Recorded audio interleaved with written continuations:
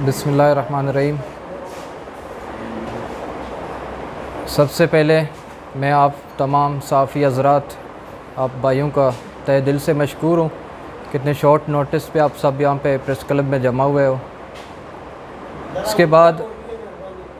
इसके बाद जो बलूचिस्तान की मौजूदा सूरत हाल है, जो आप सबके सामने थी, आप लोगों ने जो देखा, जो हालात रहे हैं, उसके बाद जो सीएम जाम कमाल खान ने अपनी सीएमशिप से इस्तीफ़ा दे दिया है, उसके बाद हमने ये ज़रूरत महसूस की कि हम उनके जो काम थे, जो उनके कारनामे थे, जो बलूचिस्तान के लिए, बलूचिस्तान के आवाम के लिए, ख़ुसूसन जो ग्वादर के लिए उन्होंने किए थे, उनको मुख्तसरन आप सब के सामने रखें और अपने आइंदा की लाएअमल का कुछ नक्शा आपके सामने पेश करें। ग्वादर के लिए जो जाम साहब ने जो काम किए, जिनको हम कारनामा कह सकते हैं, उनमें सबसे पहले जाम साहब ने जो है ईस्ट बे एक्सप्रेस वे का जो मंसूबा था, वो पिछले गवर्नमेंट का मंसूबा था कि उस वक्त मीर आसिल खान बेज़न जो मरहूम फेडरल मिनिस्टर थे पोर्ट एंड शिपिंग के, उस वक्त उन्होंने उसको उस पर काम कराया और MPA अमल कलमती थे ग्वादर से, और MNA थे वाजा ईसा नूरी, जो दोनों BNP के थे। तो उस वक्त इस पर काम स्टार्ट हुआ, इसकी प्लानिंग हुई और इवन के इसका जो टेंडर हुआ और उस पर काम स्टार्ट हुआ, तो उस वक्त वो सारा इस गवर्नमेंट से पहले का था। लेकिन जब हमारी गवर्नमेंट फॉर्म हुई, CM जाम कमाल खान साहब ने जब अपनी चेयर संभाली, उसके बाद अपोजिशन ने, चूँकि वो समझते थे कि इसकी प्लान को, इसकी जो प्लानिंग है रोड की, इसमें चेंजेस लाना इंतहाई नामुमकिन काम है, तो उन्होंने इस पर एक साजिश स्टार्ट की कि गवर्नमेंट को इसमें वो फंसा दें। तो उन्होंने माहीगीरों को इकट्ठा किया कि हमारे लिए इसको ईस्ट बे एक्सप्रेसवे की वजह से एक्सेस सी के साथ नामुमकिन हो जाएगा, और जब ये कंप्लीट होगा तो लिहाजा इसको जो है चेंज किया जाए, इसको बंद किया जाए, इसको रोका जाए, इसको रोल बैक किया जाए।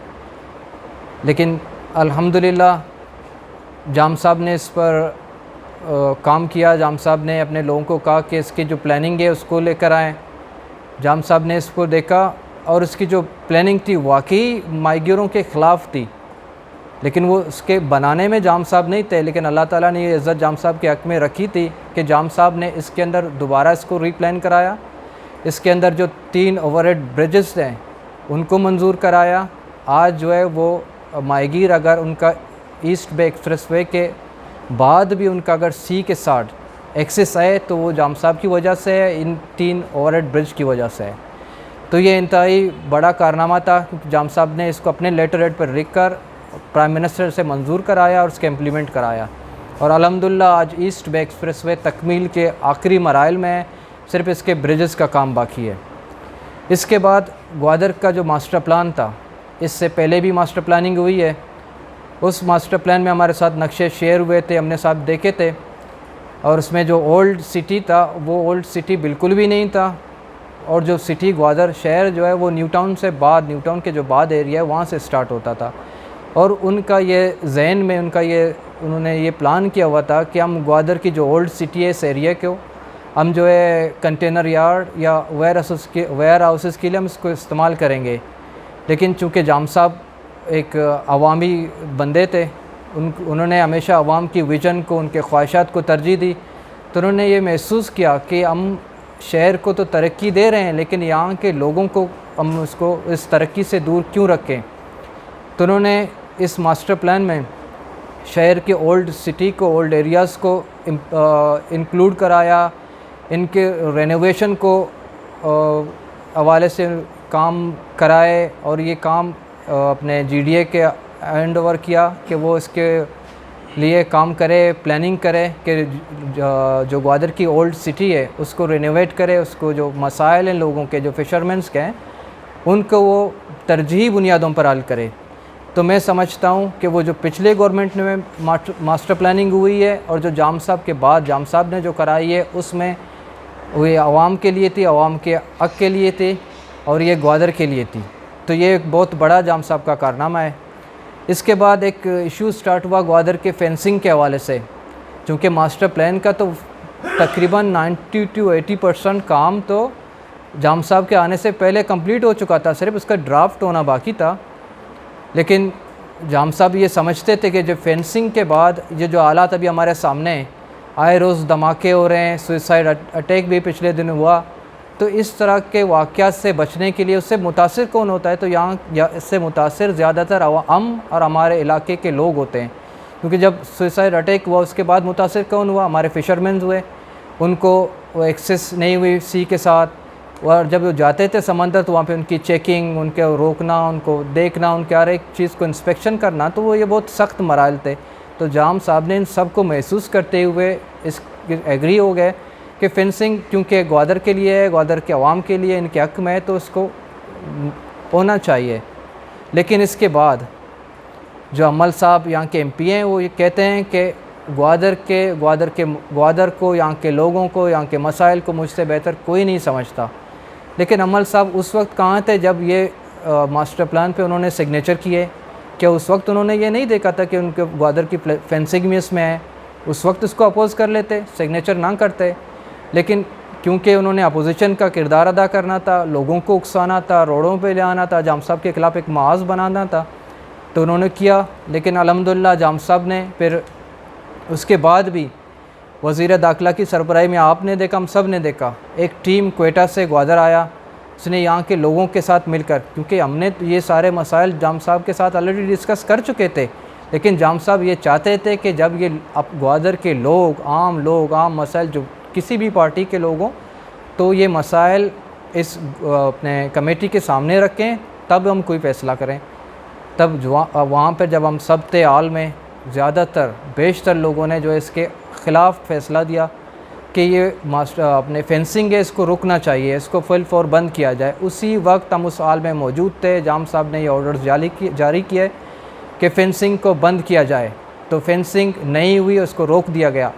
तो ये जाम साहब की कामयाबी थी, जाम साहब के जो विज़न है कि वो आवाम की तरजीहात को मद्देनज़र रखते हुए उन्होंने ये काम किया है। अल्हम्दुलिल्लाह हम बहैसियत कारकुन, जाम साहब के हम कारकुन रहे हैं, उनके साथ हैं और आज भी हैं इंशाअल्लाह। तो हम ये समझते हैं कि जाम साहब के जो विज़न था वो बलूचिस्तान के अवाम के ख़िलाफ़ नहीं था, बल्कि वो जो चंद मखसूस लोग हैं उनके ख्वाहिशात के ज़रूर खिलाफ़ था, उनके जो सेल्फिशनेस है उनके ख़िलाफ़ था, उनके जो पर्सनल इंटरेस्ट हैं उनके ज़रूर ख़िलाफ़ था। उसके बाद जाम साहब ने, हमने यहाँ पे इलेक्शन कैंपेन में जो वादे किए थे, हम यहाँ पे जो आखान की तरह का यहाँ पे हम हॉस्पिटल अगर नहीं बना सके तो हम ये कोशिश ज़रूर करेंगे कि यहाँ पे कोई अच्छे मयारी हॉस्पिटल्स बनाएं, BHUs बनाएं, RHCs बनाएं। और अगर स्कूल हम अपने सिटी स्कूल सिस्टम या बीकन हाउस स्कूल सिस्टम की तरह का नहीं बना सकते, लेकिन हम कम से कम अपने स्टूडेंट्स के लिए उनको टांटों से, जो टांटों पे बैठते हैं, जो दरियों पे बैठते हैं, उनको वहाँ से उठाकर चेयर्स पर लेकर आएँ। उनके लिए हम क्लासरूम्स बनाएं, उनको नए स्कूल्स बना के दें, उनके लिए कॉलेजेस बनाएं, उनको यूनिवर्सिटीज़ दें।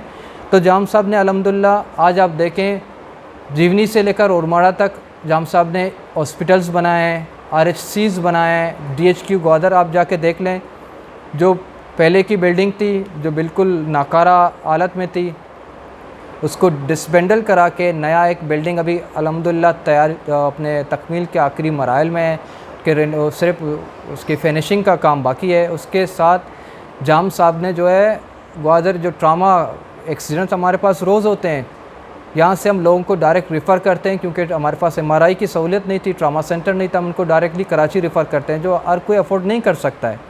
लेकिन जाम साहब ने अल्हम्दुलिल्लाह ग्वादर के लिए ट्रामा सेंटर की भी मंजूरी कराई, डायलिसिस सेंटर की भी मंजूरी कराई, और जो अभी इंशाल्लाह ट्रामा सेंटर भी बनने जा रहा है और डायलिसिस सेंटर तो तैयार हो चुका है।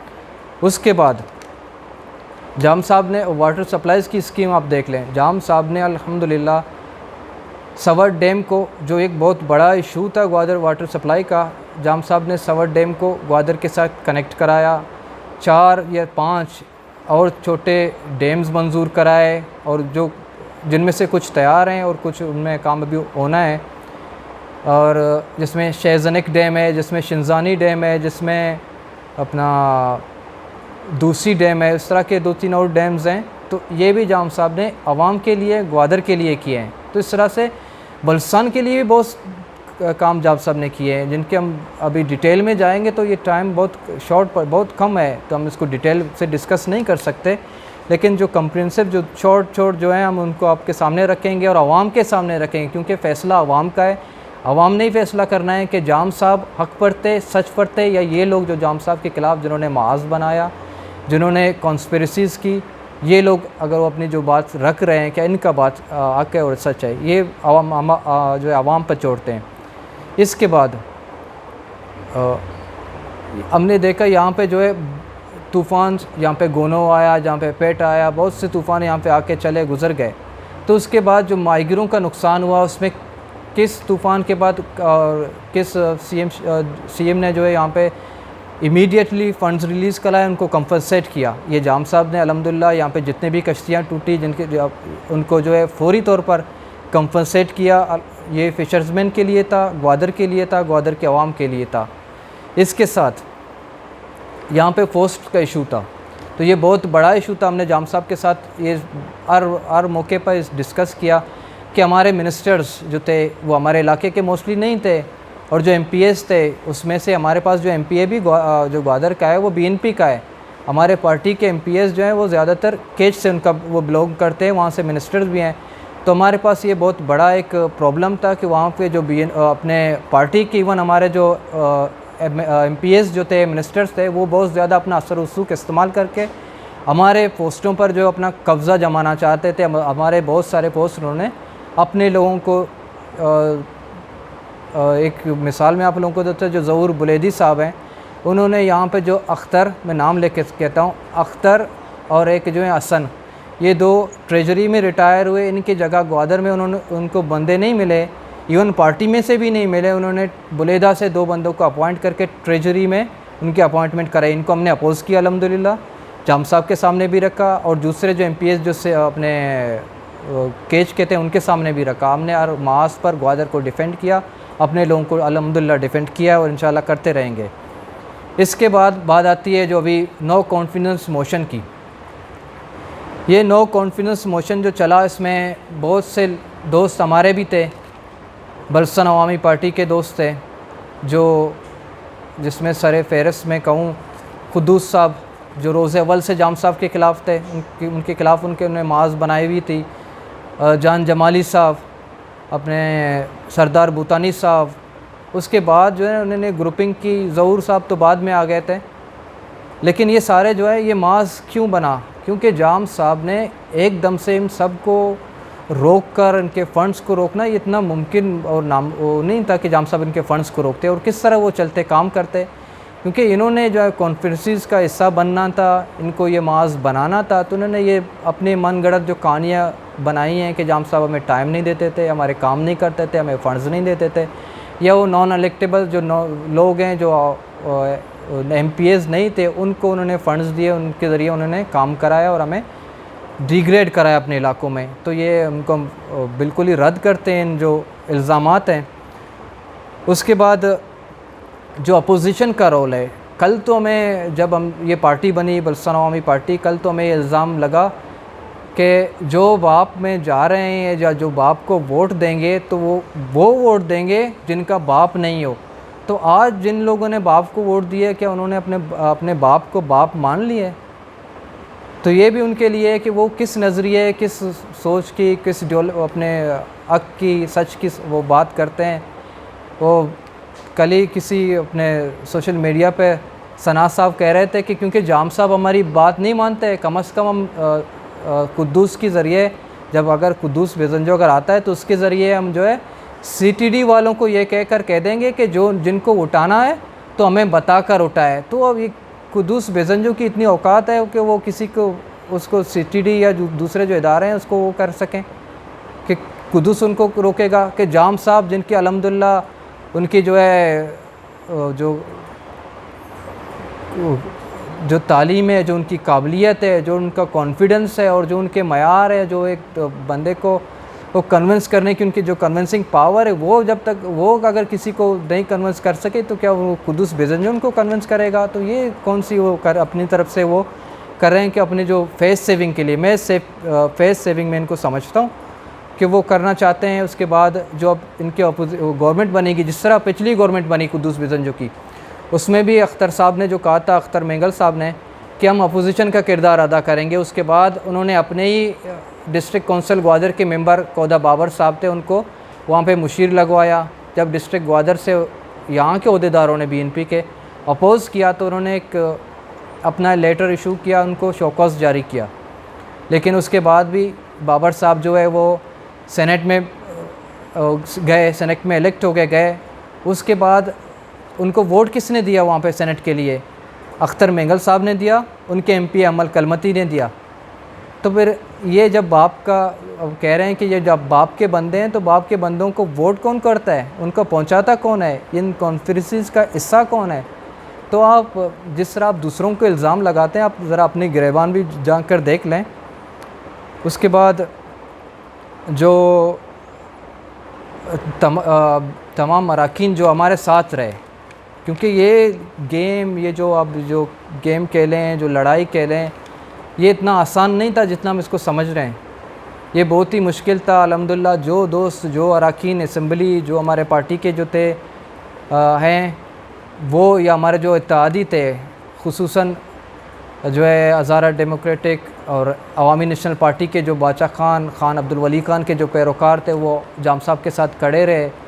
उनका हम तहे दिल से मशकूर हैं कि उन्होंने तमाम तर लालचों को, तमाम तर जो अपने असर उसूक, उनके जो क्या कहते हैं, जो जितने भी उनको इन्फ्लुएंस करने की उन्होंने कोशिश की, अपने असर उसूक इस्तेमाल करने की कोशिश की, वो इनको ना तोड़ सके, ना झुका सके, ना वो बिक गए। अल्हम्दुलिल्लाह वो आज भी जाम साहब के साथ खड़े हैं और उन्हीं दोस्तों के साथ खड़े हैं जिनके साथ वो कल खड़े थे। और जिन दोस्तों ने इस हालात में, क्योंकि ये हमारे लिए भी मुमकिन नहीं था, ये बहुत इंतहाई क्या कहते हैं, नामुमकिन और कठिन एक दौर था हमारे लिए भी, कि जो हम मुनाफिकत करते, खामोश रहते, या हम जाम साहब के साथ जाते, या जिन दोस्तों के साथ अक्सरियत गई, क्योंकि कहते हैं कि बहती हवा के साथ जो से बहुत सारे चले जाते हैं, या पानी के बहाव के साथ वो बह जाते हैं। हो सकता था कि हम भी बह जाते, लेकिन अल्हम्दुलिल्लाह अल्लाह ताला ने ये इस्तकामत हमें, हमारे हक़ में की, हमें ये इज़्ज़त दी कि हम अपने अल्फाज पर, अपने जो वफ़ा की जो बुनियादें हैं उन पर हम खड़े रह सके। और अल्हम्दुलिल्लाह आज भी हम जाम साहब के साथ हैं और अपने दोस्तों के साथ खड़े हैं। उसके बाद भी जो कहते हैं कि जाम साहब जो है वो कल ही, आज की बजाय वो कल इस्तीफ़ा देते थे, कम से कम ये जो ड्रामा, जो इतनी 2-3 महीने की जो ये जो जंग थी वो कल ही ख़त्म हो जाती। लेकिन हमारा ये मकसद ये था, क्योंकि हमने खुद ज़ाती तौर पर, मैं भी ये कहता हूँ कि ज़ाती तौर पर हमने जाम साहब को ये रिक्वेस्ट की थी कि जाम साहब आप दूसरों की तरह आप राय फ़रार इख्तियार नहीं करेंगे उस वक्त तक जब तक आप इन सब को एक्सपोज़ नहीं करें, क्योंकि अभी अल्हम्दुलिल्लाह सारे एक्सपोज़ हो चुके हैं। कल तक वो एक्सपोज़ हो चुके थे, हमने उन सबको एक्सपोज़ कर दिया था, और ये जंग हमारी थी, सो हम लड़ गए। और यहीं पर मैं अपने जो बात है उनको ख़त्म करने की वो करता हूँ। और इसके साथ साथ ही, क्योंकि मैंने जो 2.5-3 साल जो है अपने डिस्ट्रिक्ट की मैंने तर्जुमानी की, जो हमारी काबीना बनी थी, उसमें हमारे पास सिर्फ हम 3 ओहदेदार थे। एक याकूब बिजंजो साहब हमारे डिस्ट्रिक्ट के प्रेसिडेंट, नेमतुल्लाह ओद साहब डिस्ट्रिक्ट के जनरल सेक्रेटरी, और एक मैं डिस्ट्रिक्ट का तर्जुमान। ये हमारे पास 3 ओहदे थे। और आज चूँकि मैं पार्टी की तर्जुमानी कर रहा था, जाम साहब और उनके जो विजन है उसके लिए काम करने की कोशिश कर रहा था, जहाँ तक मेरी बसात थी, जहाँ तक मेरा बस चल सकता था। लेकिन चूँकि जाम साहब को ज़बरदस्ती इन ग्रुप्स ने जो है ज़बरदस्ती, क्योंकि उन्होंने अब तक तो रिज़ाइन नहीं किया, वो ट्विटर पे एक पोस्ट दिया था, ख्वाहिश का इज़हार किया था। उस इज़हार के बाद भी हमने जाम साहब को ये इंसिस्ट किया, फ़िलहाल जो है आप ये डिसीजन ना लें, आप लेटर ना लिखें, लेकिन उन्होंने नहीं लिखा, अब तक भी नहीं लिखा है। लेकिन जो ये ग्रुप कह रहे हैं कि उन्होंने पार्टी हाईजैक कर ली है, तो इस तरह के अब मैं उनको कम अज़ कम मैं उन लोगों को डिफेंड नहीं कर सकता। ये मैं अखलाकी तौर पर अपना जो है कम अज़ कम ये मुझ में जुर्रत नहीं है कि मैं अपने लोगों को बेवकूफ़ बनाऊं। तो इस वजह से मैं जो है अपनी इस पोजीशन से, इस जो अपने ओहदे से विड्रॉ करता हूं। इसके बाद मेरा अल्हम्दुलिल्लाह बलूचिस्तान अवामी पार्टी के साथ ताल्लुक़ है और रहेगा। जब तक हम अपनी जो है मीटिंग कर लेते हैं, जाम साहब के साथ हमारी मीटिंग है वो है इंशाल्लाह, उसके बाद जो अब अपना आगे का फ़ैसला करेंगे। लेकिन इसकी जो पोजीशन है डिस्ट्रिक्ट स्पोक्स पर्सन का, उससे मैं फिलफॉर रिज़ाइन करता हूँ, उसको विड्रॉ करता हूँ। Thank you very much. बहुत शुक्रिया सना साहब।